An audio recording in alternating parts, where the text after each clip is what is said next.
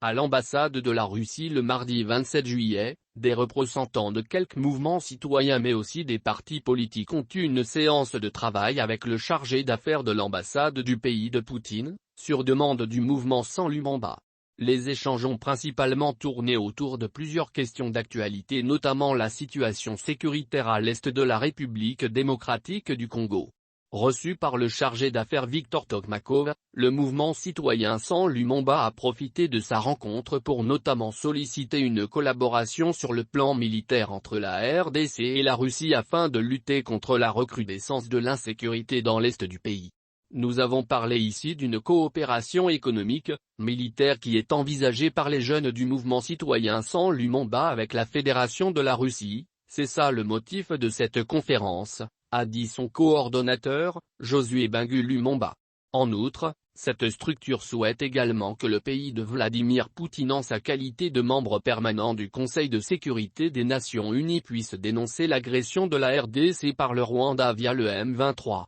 Pour le chargé d'affaires de l'ambassade de la Russie, cette collaboration ne peut que se matérialiser grâce à la volonté politique des gouvernements de deux pays. Rappelons que la Fédération russe avait déjà par le biais de son diplomate accrédité à Kinshasa exprimé sa volonté de venir en aide à la RDC sur cette question liée à l'insécurité.